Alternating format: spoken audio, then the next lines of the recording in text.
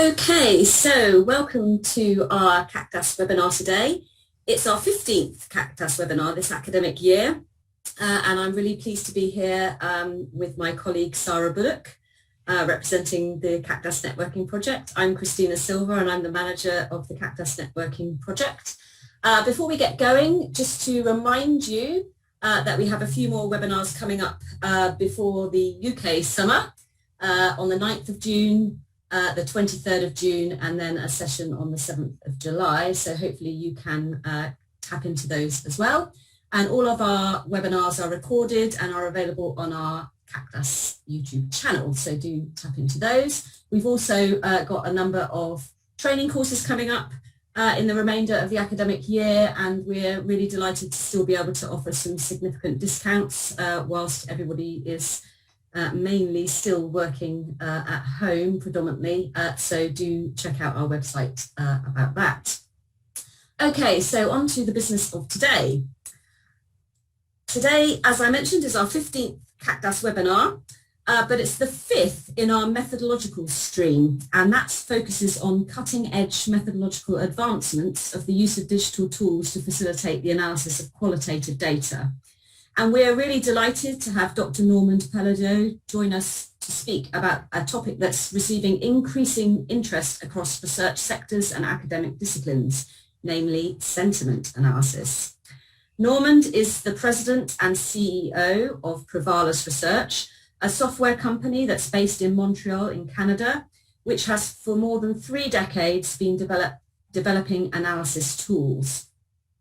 Back in 1989, his statistical analysis software SimStat was first released, followed in 1998 by WordStat for content analysis and text mining, and in 2004, CAQDAS Miner was released for qualitative and mixed methods analysis.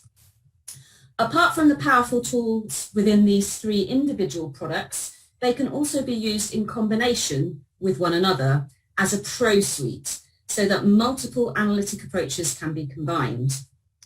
Normand has a doctorate degree in psychology and more than 35 years of experience as a social science researcher and as a consultant in research methodology for corporations, government agencies, and other international organizations. As well as developing software that draws on this wealth of methodological expertise, Normand has trained thousands of people in text analysis techniques across the globe.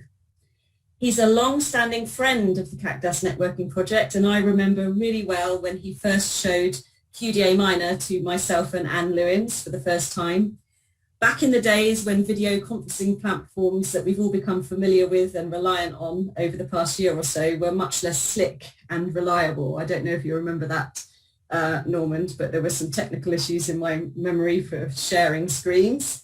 But during that session and ever since that time, Normand has really stretched my methodological thinking. And he's also been incredibly open about how his software tools work, and also supportive in facilitating myself and my colleagues to harness the power of the tools that he's developed.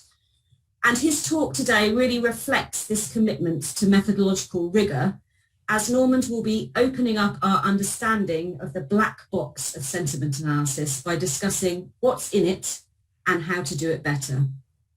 Whilst Normand is speaking, please do feel free to post your questions or comments in the chat function, and myself and Sarah will collate these and pose them to Normand when he's finished his talk. So enough from me. Normand, over to you. So thank you, Christina, and thank you for the CAQDAS team to invite me to present this. And what I will try to do today is to really try to look at what is inside this black box of sentiment analysis. Full disclosure, I'm not a big fan of sentiment analysis. I think if it is, there's too much hype around that. When I saw this appear maybe more than 12 or 15 years ago, I thought it was somehow something difficult to do, but something also a little bit simplistic compared to what has been done before in terms of content analysis. And we did some project where we did some some sentiment analysis, but in a more detailed way than what is typically being done now. But anyway, I will share with you some insights we got from experiments, and also in some ways to improve our own sentiment analysis tool. So we decided on the late to join the bandwagon and introduce at least a dictionary with some warnings, and I will try to explain why we have those warnings, and you will I think you will understand the reason why I was so reluctant to do so at the beginning. So by doing that, I will try today to look at how good or how bad are sentiment analysis tools. And we did compare several tools on specific data sets and to see how good they were. And I will also show you how to increase the accuracy of sentiment analysis, because tools typically out of the box, out of the black box, are not necessarily very accurate, but it is possible to make them accurate, and this is what we were recommending from the start. Initially, to tell you the truth, initially a lot of companies were trying to sell a sentiment analysis tool that was context independent, no customization, and people quickly learned that it was not something that was possible. So I want to look at how to make a sentiment analysis more accurate, okay? And I will give you some examples. And we can identify several approaches to sentiment analysis. You could have a pure machine learning approach, and I will give an example a little bit later. But there's also a lexicon approach, and this is probably the most common approach, at least the first approach that was done to measure sentiment. It's simply building dictionaries of positive words and negative words and trying to apply and try to see whether we can find those in a text. But there's a mixed approach as well, where it tried to combine both dictionaries, lexicons, and machine learning. And this is probably the most interesting approach, I would say.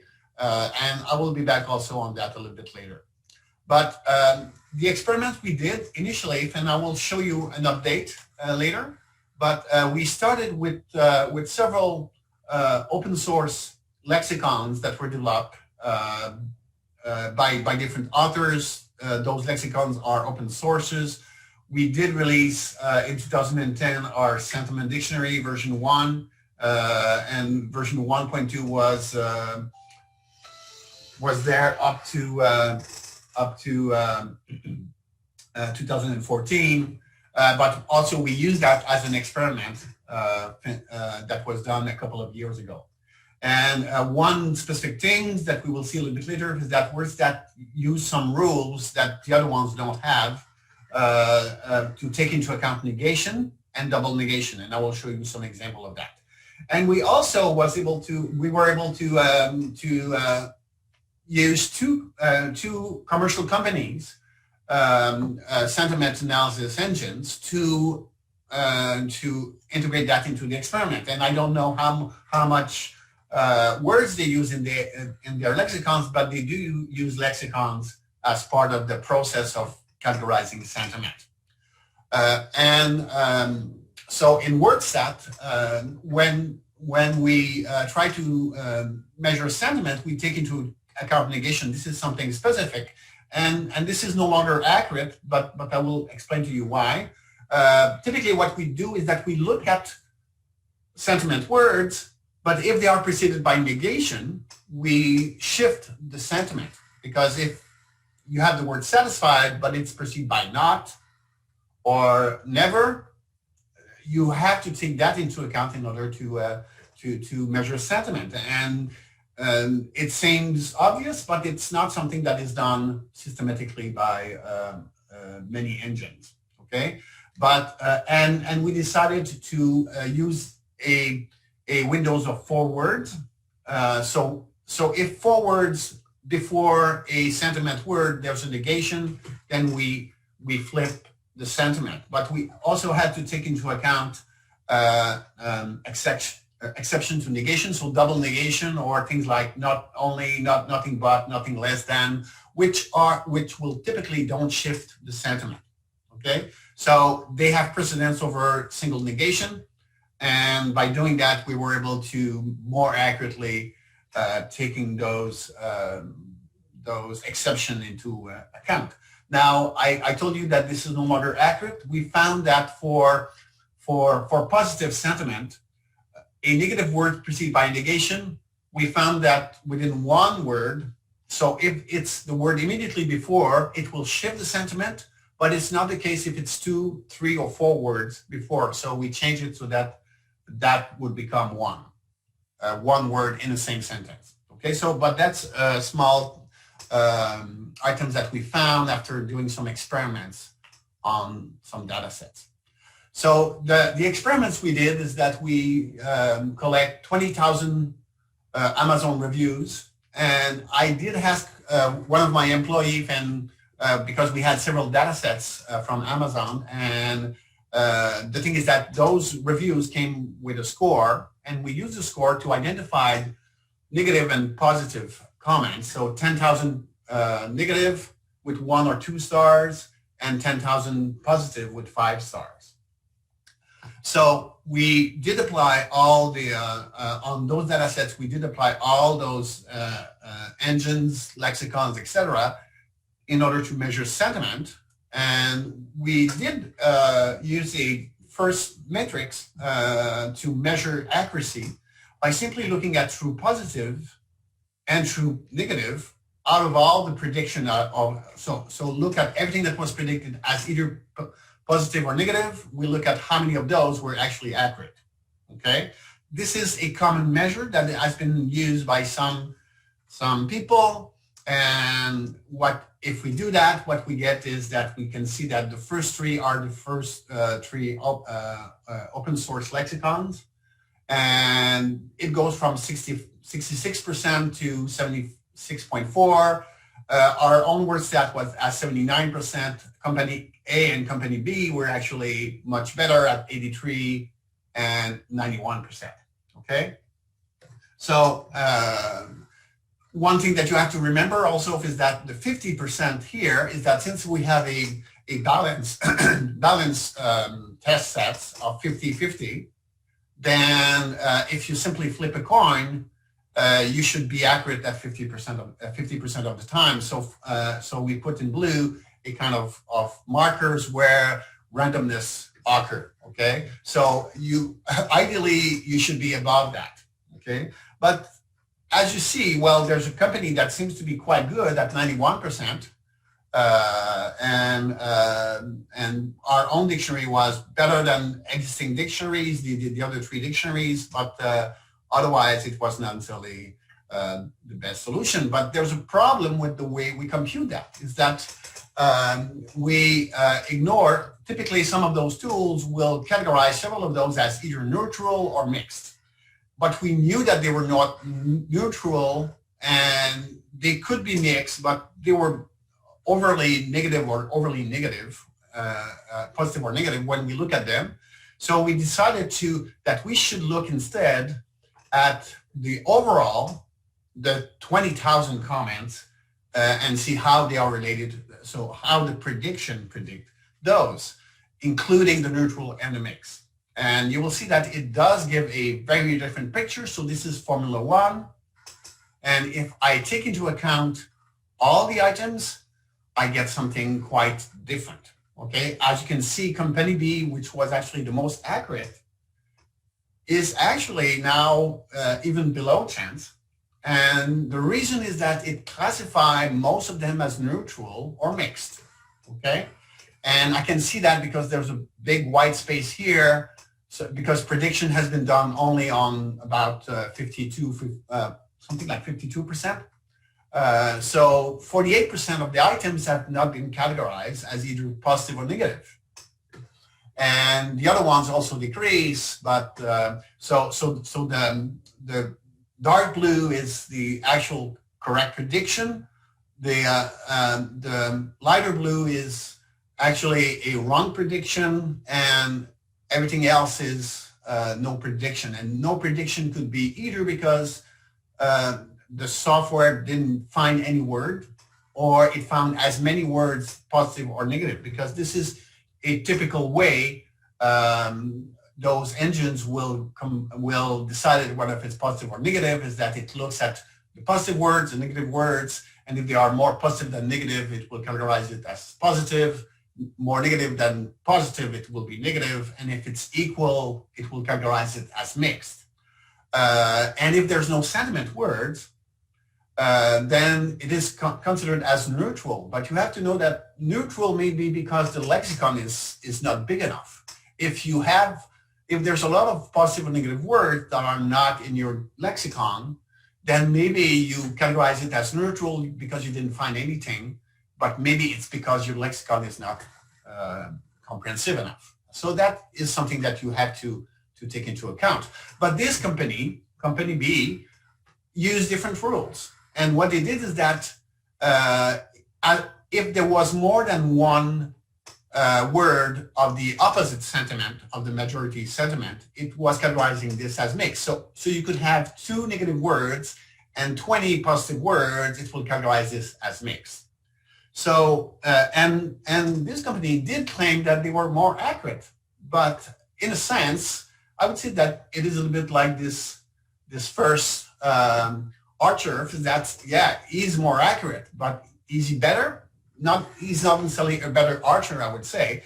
And so the idea was that, okay, we cannot really compare if we are using different rules. And so we try to level the rules and recompute the statistics. And by doing that, by forcing, when cases where there were mixed results, by forcing a classification, we were able to increase the 48% to 59.4%. Of all the 20,000, 59%. So it is not necessarily the best. It is still the most accurate, okay? But it's not necessarily the best in terms of predicting overall what is the sentiment of all those 20,000 comments. Now, there's an issue also with accuracy, is that accuracy doesn't tell you the full story, because it can be accurate with some. It could have some accuracy, but it can still have some bias. And let me show you some example.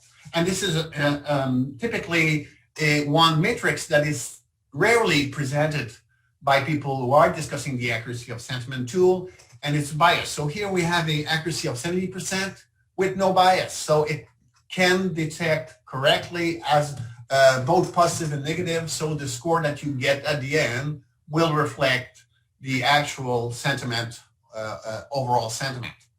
But you could also be 70% accurate, but have a positive bias, like here, where we have eight correct prediction of positive sentiment and 6 negative sentiment. And then we can have a negative bias as well. So what we did is that we compute the bias for all the measure, and what we obtain is a quite interesting picture where we see that most of the tool, most of the lexicons were actually more had a quite positive bias. From, well, our WordStat dictionary was 19.7, but all the other ones were about from 20 to 29% positive bias, while the company B was minus 7.8. Okay, so there's no company that will give you an overall picture that will be totally accurate. Some of them will have a more positive bias, and company B had a negative bias. Okay, so it's, with this information in mind, we knew that we could improve our dictionary. And in order to improve our dictionary, we had to increase the overall accuracy, and it could be done by decreasing the positive bias. So if we could maybe reduce the number of positive words, we may be able to increase that, maybe find also some negative words that we probably didn't think about. So we did work on the data sets, not the beauty product, but on another data sets, and we tried to look at how we could improve that. We work on that, and And we were able actually to reduce number of positive words by about 600 words. So 600 words were removed, and we had maybe 50 words that were negative. We found a couple of ones that were actually misclassified, that were clearly negative, that were put in positive ones, so we moved them. But overall, after moving and releasing this version 2, we thought that it would be interesting to see how it deals with the beauty products, and we found that it went from 70%, 70.8%, and we increased that to 77.6%. As for bias, it went from 19.7%, and we reduced it to 11.2%. So that's okay, that's better. But the thing is that we always tell people,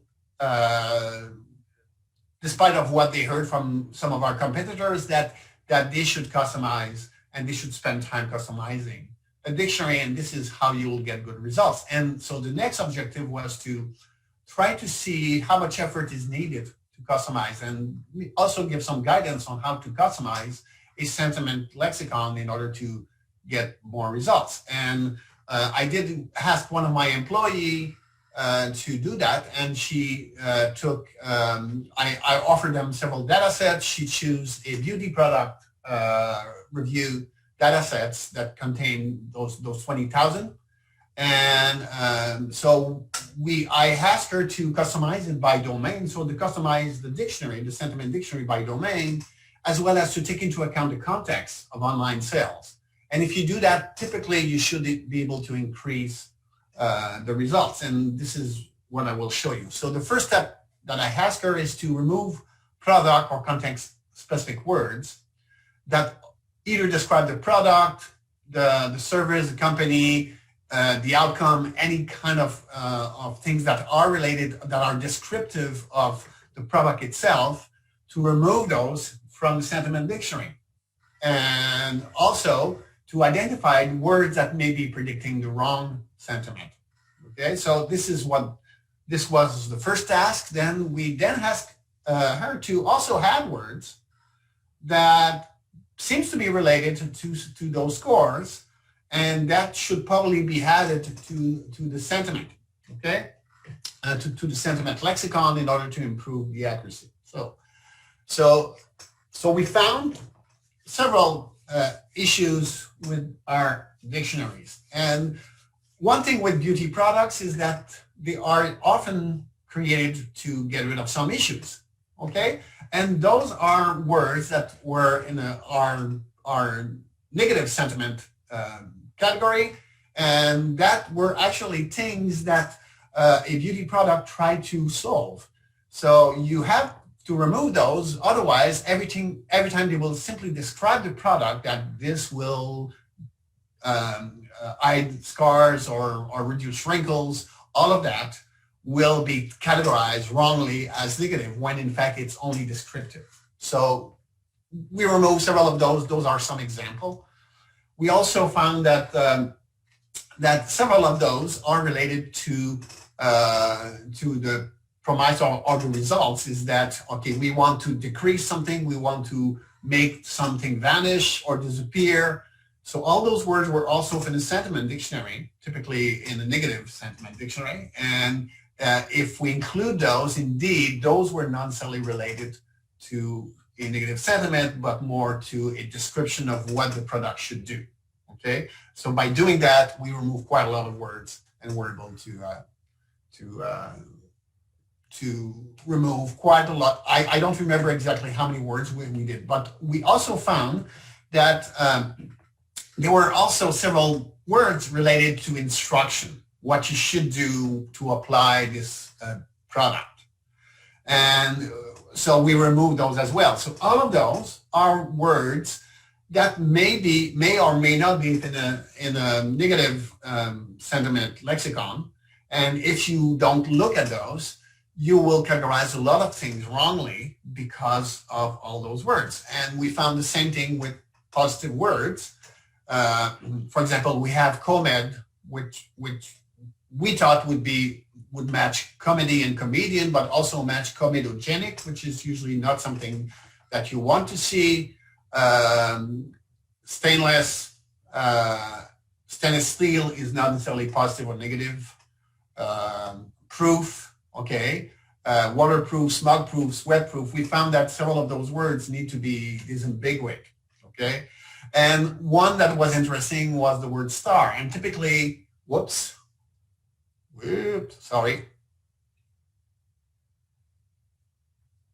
Okay, typically, if you the word star may be associated with something positive. If you're the star of the show, it may be positive. But if star without an S is used in an Amazon review or in a TripAdvisor review, then it is actually pretty predictive of negative comments.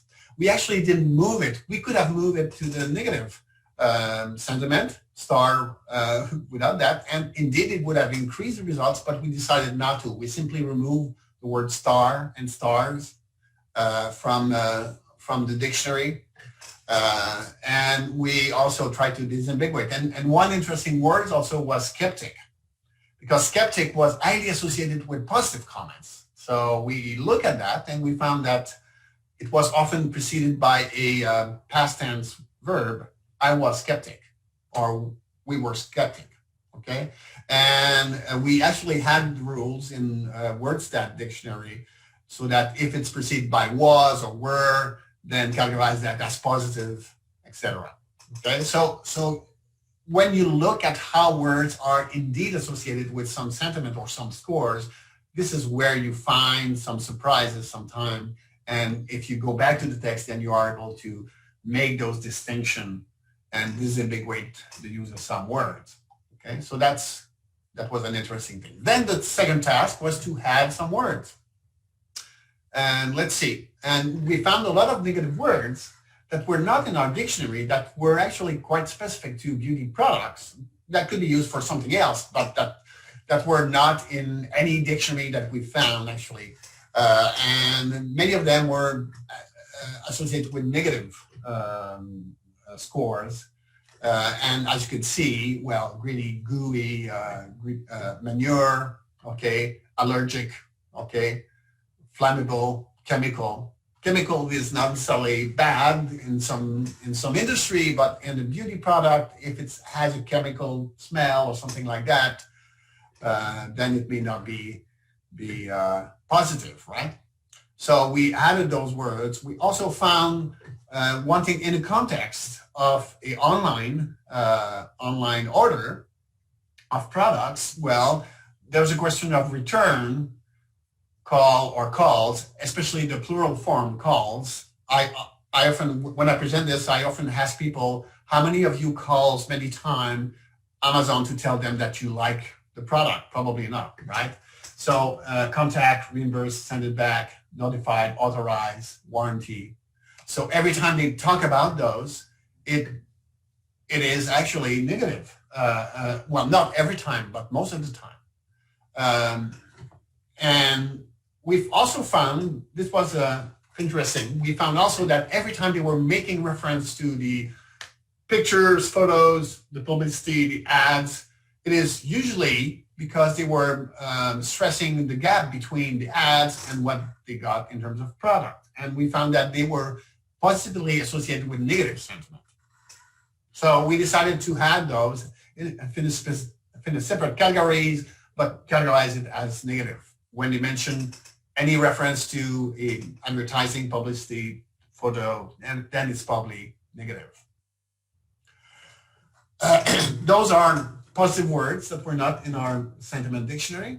And we found that by adding those, many of those were actually associated with positive scores, and we decided that we should have that. Okay, and after we have done all of that, what we did is that we tried to implement this, but we tested on different data sets, not on the original data set that she used to identify those words. We apply it on the different data sets of also 20,000 items. And we found that we were able to go from 76% or 76.6% to 82.5%. So we were able to increase the accuracy of the prediction, and we also were able to reduce the bias of the sentiment tool. Okay, so what about machine learning?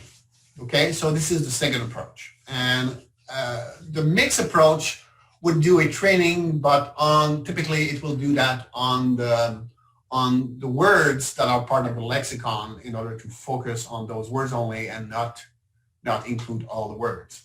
The reason is that, for example, there may be brands of cheap perfumes, say, or cheap cosmetic product that will always trigger negative things. We don't want to include those product names and things like that. So, but what we did here was we simply took this initial 20,000 beauty product reviews data set, and we apply a naive Bayes classifier, and we look at the most frequent words. We selected based simply on frequency, and we end up with 4,553 words. And we feed that to the software, and the technique we used to optimize the model was to do a leave one out cross-validation. Basically, it means that we developed 20,000 different models, predictive models, but removing every time one of the review, trying to predict this review that we just removed. And we did that 20,000 times for each review. So we developed, we remove an item, we develop a model on the 19,999 other ones, then we try to predict which one was removed. And by doing that, and it's pretty fast, we were able to test several models, but we didn't spend a lot of time testing with those models. I think we let the software run for maybe 10 minutes, and we found a model, a prediction that was pretty good. Then in order to test it, we save it, and we apply it on a new data sets of 20,000 other beauty products. So it was a different data set. We tested on this data set. And what we got was 93.7% accurate in terms of prediction. So it was predicting accurately 93.7% of the time. In terms of bias, quite good, 0.6. So it's definitely the most accurate and less biased ways of measuring sentiment. So we also did additional experiment later, and we did include the Stanford and the NLTK, which are two popular open source solution for sentiment analysis. For NLP in general, but they do have sentiment analysis engines. And we also were able to get a third company, which is company C here. Here, A and B have been flipped simply for presentation purpose here, but the company C was actually quite good, being very aggressive at trying to predict things. So that's the reason why it actually goes pretty high with a good accuracy of 76.2%. And in terms of bias, we did found that the Stanford and NLTK were also biased, but in a different way. Stanford was, to our surprise, because it's not common, but it was negatively biased, and the NLTK was positively biased, and this was quite good for company C. Okay, but of course, a customized version still gets you better results than if you don't try to customize it. And machine learning, again, it's our 0.6%. Now, why should you use machine learning? Well, there are several reasons why, because it seems to be more accurate, okay, than lexicon approach. It also has a better recall. When I mean recall, it means that it actually tried to predict almost everything. It rarely will come up with no decision or a 50-50 chance. So the reason is that it will not simply count words, it will weight each word. And by doing that, the chance that you will get two weights that are equal is pretty low. So we may have end up with maybe one or two items that were not classified out of 20,000. I don't remember exactly, but I think we may have classified all of them as well. So it will categorize everything. It is also very fast to develop. This person, my employee, worked 4 days to try to customize it, to customize the dictionary, and the dictionary itself took several weeks to develop. We have to have a couple of days in order to customize it to get results that are better. But in 10 minutes, I can beat a lexicon approach quite easily. It's very fast, but it also requires very low effort and no domain expertise. The computer will do the job, okay? And you don't even need a dictionary. I think a dictionary is recommended, but you don't necessarily need a dictionary. The other thing that you should take into account is why not always use machine learning. And this is where, okay, the thing is that if you have a training set, if you have a large training set, then you're in luck because you could try machine learning and maybe develop a dictionary that will be more accurate. You have to be careful, however, because there are several issues that you may encounter. First, well, the lexicon is a bag of word approach somehow. We do apply in WordStat some rules to disambiguate some words, and we have some ways of disambiguate a single word and to categorize it with different meanings, but it remains overall a general bag of word approach. But this is true as well for machine learning. And naive Bayes, typically, we say if it's naive because it's assumed independence of every word. So it simply look at all those 4,500 words, and it looks at how often they are associated with positive or negative. If it's half and half, it won't affect a lot the score. But if it's highly associated with positive score, it will increase the probability that it will categorize it as positive. So it's a bag of word approach, and because it doesn't take into account relationship between words, then it remains dangerous because it may include irrelevant words. And I will give you some example a little bit later, but for example, product names, if there are products that are, or company names that are less reliable or create less good products, the company names will actually predict the results, even if it may not be related to, well, it is related to the quality, but overall it may create some false prediction. And which bring me to the next one, a classification model may be insensitive to change over time. And I will give you one example of that. If you don't bother and include all the words, we did a project with a manufacturing company, international company, and we were trying to do something like sentiment and trying to predict whether people would recommend or not this company and their service. And one of the things that we found quickly is that one of the good predictor of negative sentiment is problems they had with the availability of spare parts. It was an issue and it was mentioned by a lot of people. Now, availability is one, spare and parts are 3 words that will now be associated with negative sentiment. Now, if they act on that, if they change that, and if they include, and if they keep those words in their model, the thing is that if they change that, every time someone will talk about spare parts, even if it's to say that it is good, and it may end up generating more positive comments than negative comments, the software will still classify those likely as negative.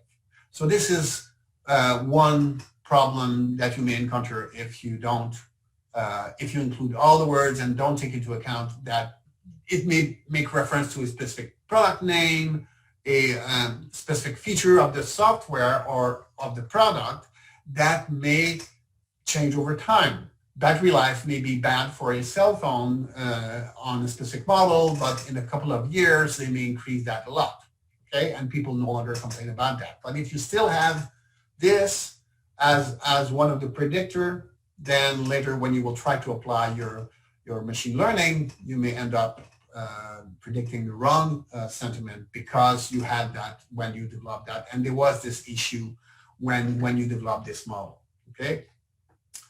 And it's very context specific, so it may not work across domains, but this is true as well for any sentiment lexicons.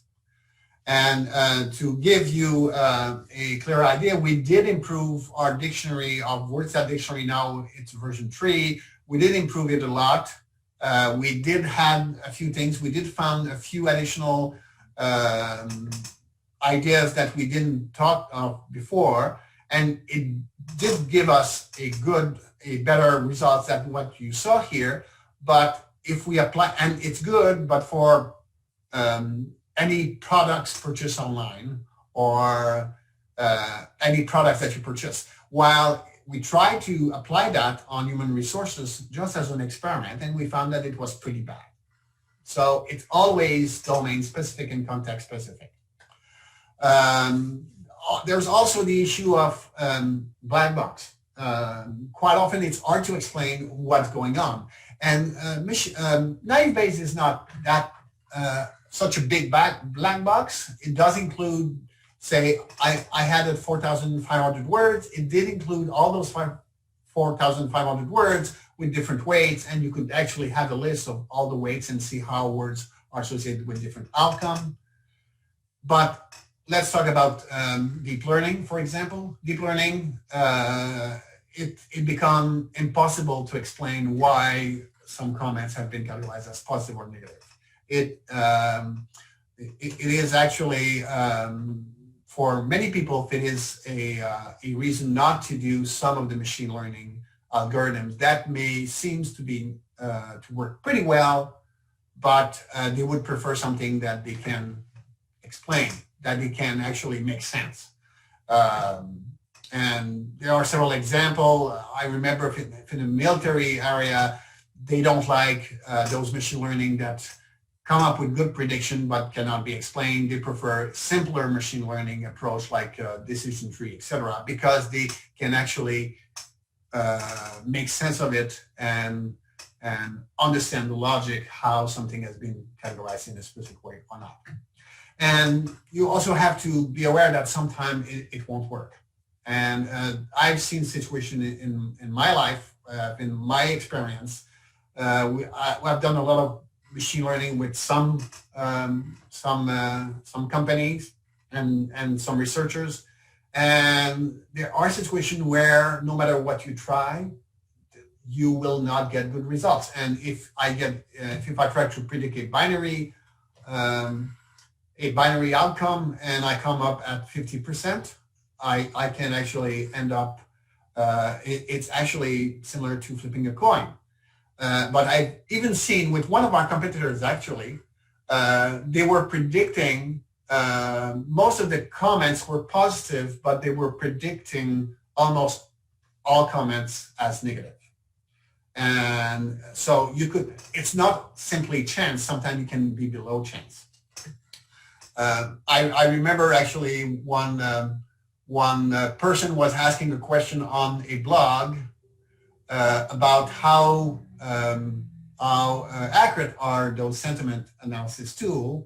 And one expert in this area answered, and I love his answer, he says, well, if you try to predict whether it's positive and negative, then it's probably 50% accurate, at least 50% accurate.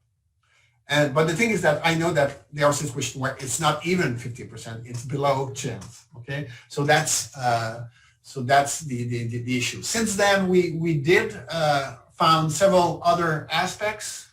We did improve our dictionary, but again, we still recommend if you use any lexicon, if you use any tool, you need to find a way to customize it.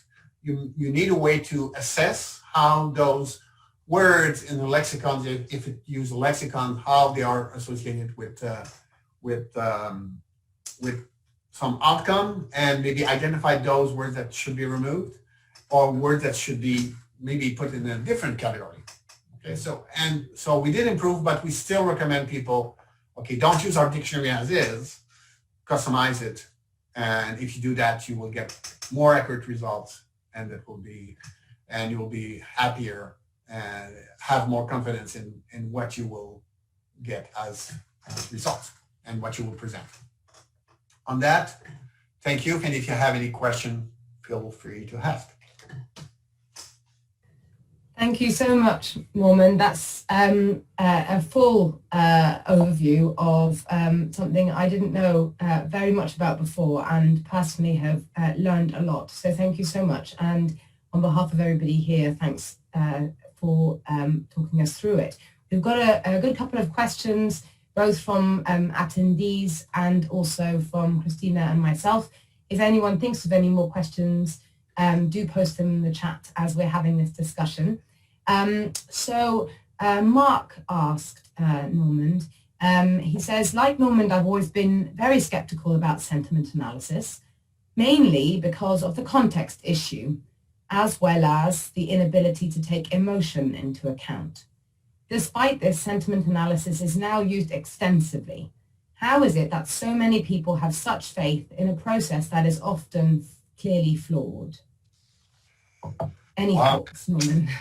Yeah, that's almost a philosophical question, but but indeed, well, and I've seen that, and it really depends on who you talk to.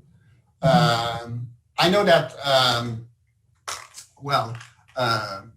there are some competitors who were claiming to do sentiment analysis accurately, and say that you are a manager, not a data analyst, but a manager, or so you're not a researcher. And what you want to do is maybe one number, okay? And this is what people often want to get, one number. And they have to rely somehow on either employees who will have done the analysis and the preparation, or the company that they will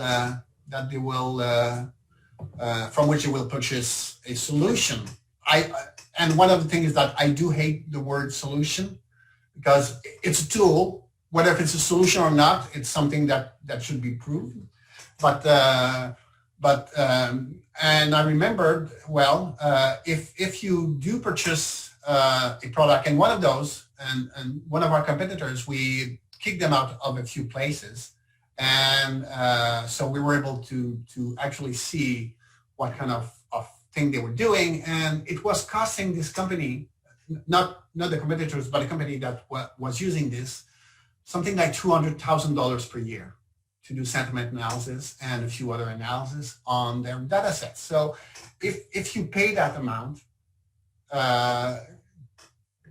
people will think that, well, you must have something. For example, and one funny thing is that we were exhibiting in the same exhibit as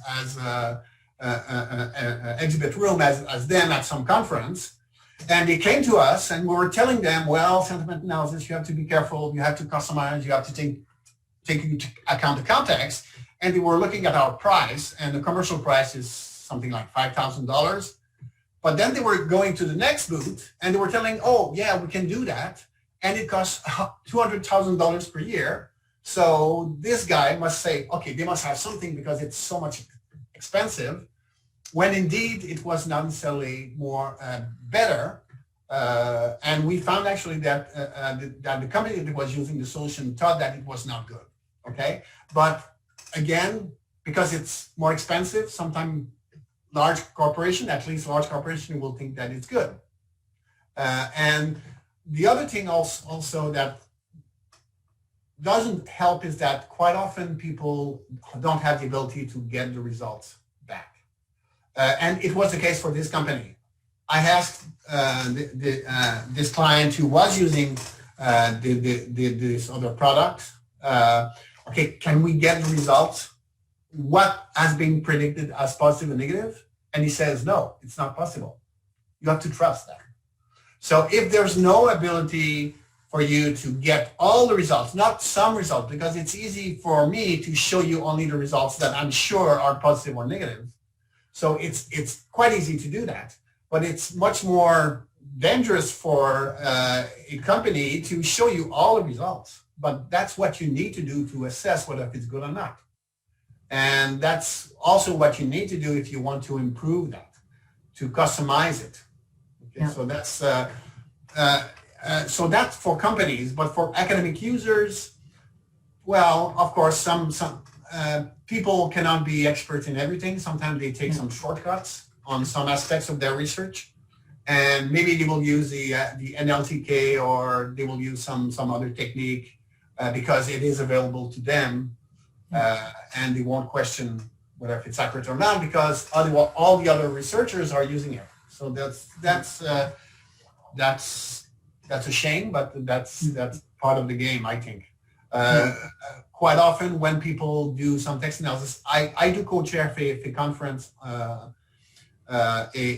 mini track, a text mining mini track, and every time someone presents, I ask them to justify, okay, you did stemming. Okay, can you explain to me why? And the main reason is that the other ones are doing it, not I have a specific reason why I think stemming is good there.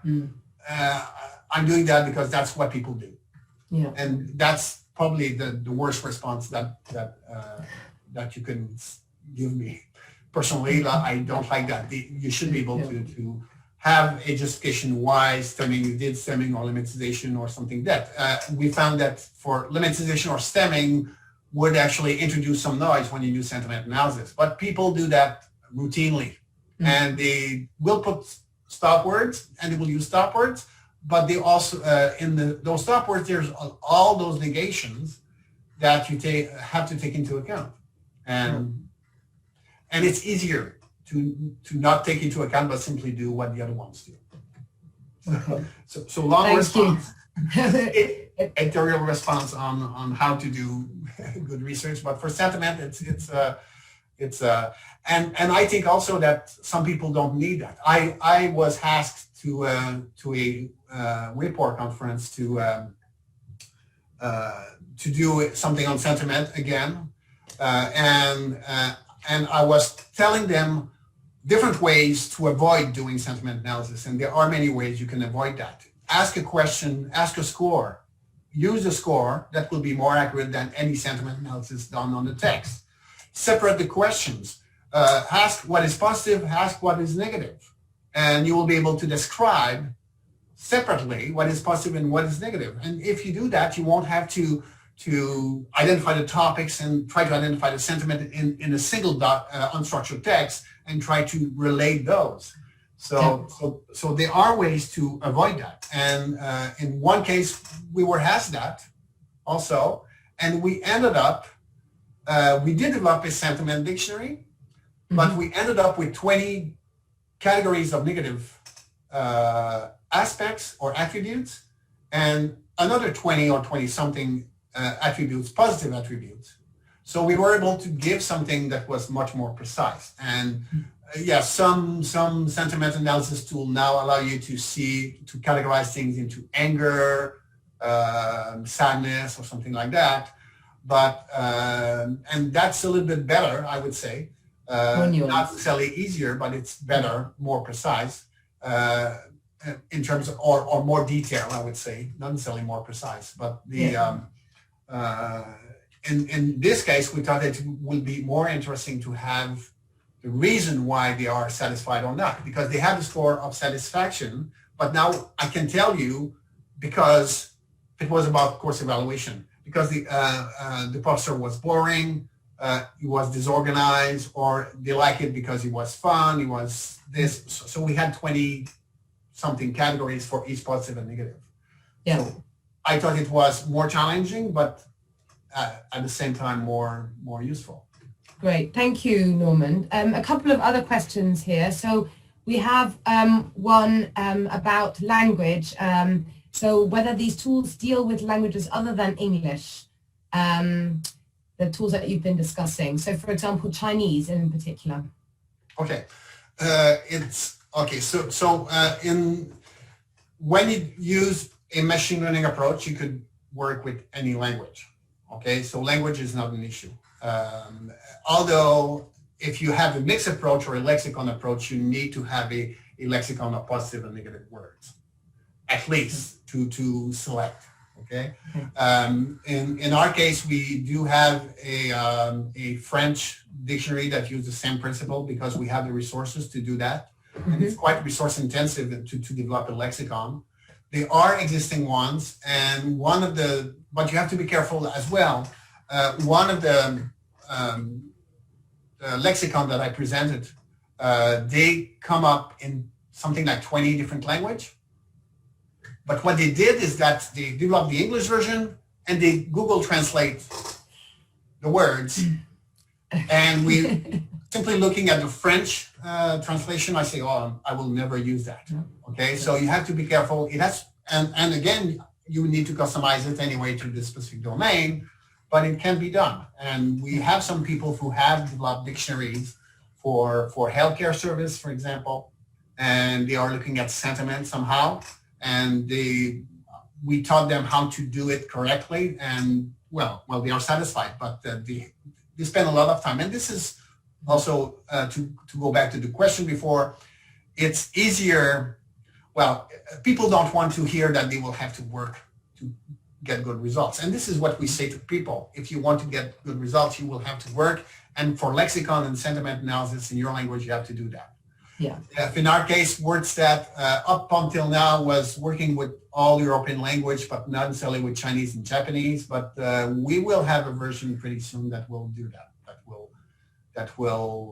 But we don't expect to develop a Japanese or Chinese sentiment lexicon. Although if there are some of those that exist, it would be easy for someone to import that into WordStat 9 that we should release next month, and customize it. But again, you should customize it. Using it as is, unless it has been developed in the exact same context as the context they want to apply it, they will have to work and customize it. Great, that's really helpful. Thank you so much. Final question. It's almost time to stop. So just a quick one. Is there a minimum number of data points responses needed when using machine learning approaches? If you don't think you can answer it quickly, then we can ask you to answer it a bit in a bit more space and time, and we'll share the answer with participants later. What do you think? Yeah, if in our case we use 20,000. It's also a loaded question. Well, in a sense, I've seen example where we could predict something with just a few hundred example. Mm-hmm. We did implement actually things where we could actually try to come up with some prediction even with 4 or 5 examples. But that would be the exception more than the rule. I would say you need several thousands, tens of thousands of items. Okay, great. One thing that is interesting is that actually we did use in one case, there was it was actually some a aircraft company, European aircraft company does not a lot, so Airbus, okay? Mm-hmm. So they had a data set and they wanted to predict some outcome. It was not sentiment, but they used WordStat to come up with some prediction. But in terms of precision, the thing is that you have to know that the training may be done on a imperfect training set because it has been coded by human. But what they did is that they look at every time the computer did not agree with the human coders, and they revised those, and they were able to change some of those decisions in order to also further increase the reliability of the training sets. Because again, training sets typically means that someone coded. The good thing with satisfaction score is that the person coded itself. The person goes on Amazon, gives from 1 to 5 star, and then he put some comments there. So basically, he did what you may ask a human coders to do. The other question is, okay, of course there are fake reviews, but that's something else.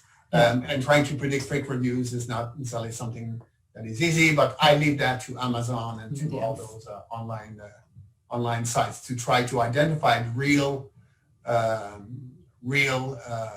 reviews from fake reviews. Yeah, Great. Thank you, Norman. I'm afraid we're going to have to hold it there because we've used up all of our time. I think thank you to everyone who joined us, and I'm sure that everybody will join me in thanking Norman for this excellent presentation today. Christina has just shared the final slide there. Do keep in touch with us. We are going to post the recording of this excellent webinar on the YouTube channel. There are also a few questions that haven't been answered yet, and we will, if Norman's all right with that, pose those to Norman and then gather responses from him and share them with you shortly. So thank you so much, everybody, for being here. Thank you, Norman. Thank you, Christina. And please, everyone, keep well, keep safe, and hope to see you again on one of the next webinars. Bye-bye now. Yeah, bye-bye. Absolutely. Thank you very much.